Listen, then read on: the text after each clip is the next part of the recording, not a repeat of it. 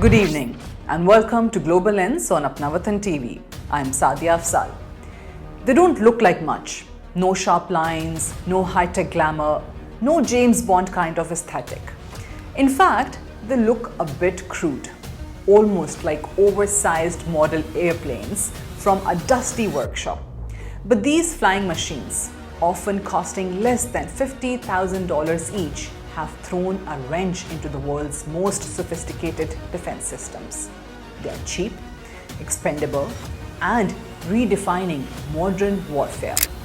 We're talking about Iranian drones, specifically the likes of the Shahed 136. You have probably heard the name by now. These drones have been making global headlines over the past few years, from the deserts of the Middle East to the war-torn cities of Ukraine. And for something so low-tech in appearance, their impact has been astonishing because it's not about how shiny or stealthy they look.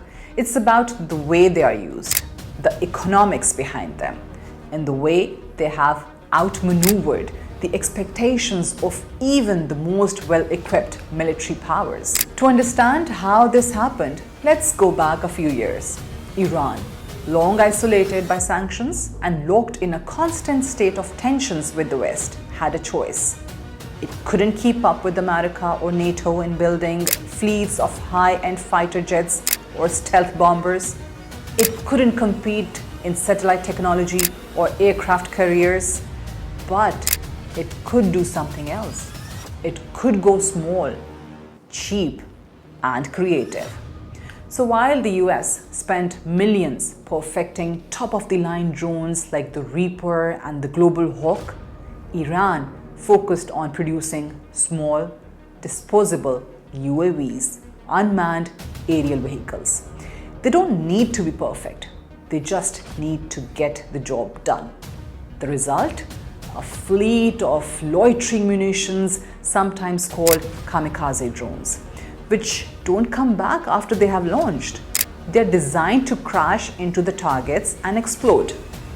A single-use weapon, yes, but cheap enough to be used by the dozens, sometimes by the hundreds. The Shahed 136, for instance, is often priced at around $20,000 to $50,000 per unit. Compare that to a single Patriot missile used by the US and many of its allies to shoot down aerial threats, which can cost up to $4 million. Even shorter range systems like NASAMS or IRIS-T can cost hundreds of thousands per shot. That's not counting the maintenance, the radar system, and the highly trained personnel required to operate them. So now imagine this. Iran or one of its allies like Russia or various non-state actors launches a swarm of drones. Not one or two, but 20, 30, maybe more.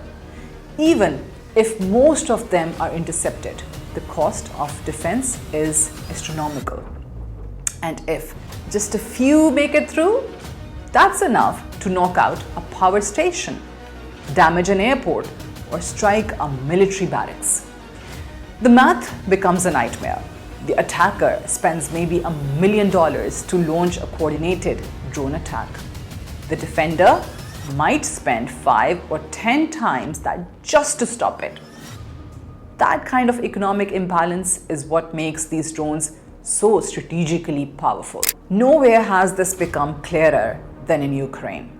Russia has used hundreds, possibly thousands of Iranian-made drones, especially the Shahed 136, to target Ukrainian infrastructure. Sometimes they strike power grids, sometimes they hit civilian buildings, sometimes they just force air defense systems to burn through expensive interceptors. Each time, it's a drain, not just in dollars and cents, but in time, attention, and logistics. And even when the drones are intercepted, they serve a purpose. They wear down the system, they create noise, confusion, and fatigue. It's a tactic that's less about winning in one blow and more about grinding the opponent down little by little. And here's the thing, it's not just the cost or the numbers. It's the simplicity. These drones aren't loaded with sensitive electronics or classified technology. In fact, many are built using off-the-shelf components that you can buy online.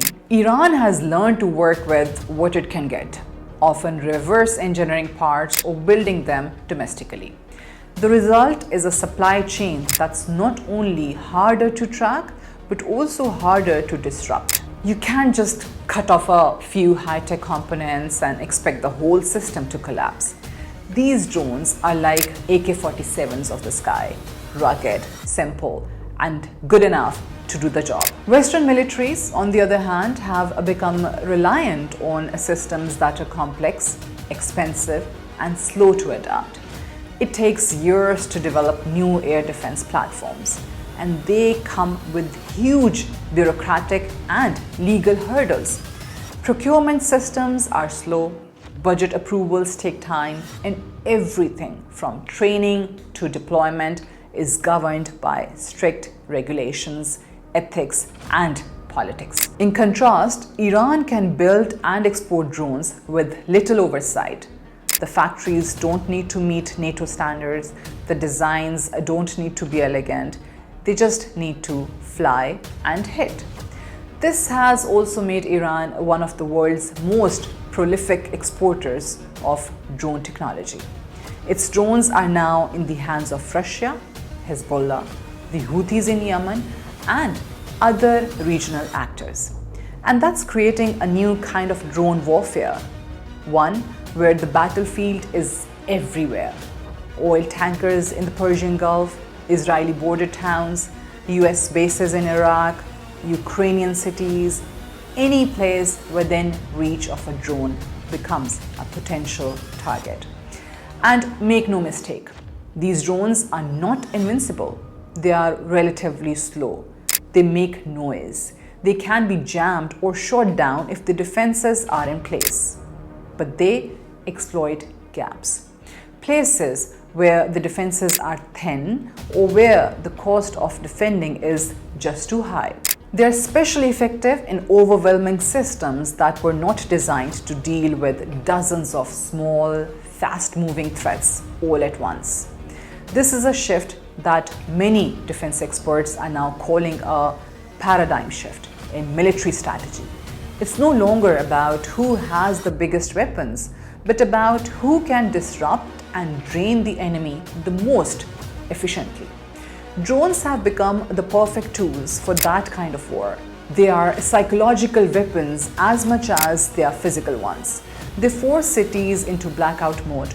They trigger alarms, scramble jets, keep people awake at night, and they do it all on a fraction of the budget. What's even more unsettling for Western powers is how hard it is to respond effectively. You can't bomb every drone factory. You can't shoot down every drone without eventually running out of money or missiles. You can't even sanction your way out of it because the parts are often generic and hard to track. So the conversation is shifting. Defense ministries are investing in new technologies like laser weapons, anti-drone jammers, and automated gun systems. But again, development takes time, and the drones, they're already here. So in many ways, Iran's $50,000 drones are not just winning battles. They are rewriting the playbook. They have turned a weakness, economic and military isolation, into an asymmetric strength. They have weaponized affordability, simplicity, and scale. And for now, they have found the sweet spot between cost and chaos. This isn't to say that Iran has become a military superpower. Far from it. But what it has done is expose vulnerability, a blind spot in how advanced militaries think about warfare. And in doing so, it has shown that sometimes it's not the most expensive weapon that changes the game. Sometimes it's the one you can afford to lose. This is Saadia Afzaal for Apna Watan TV.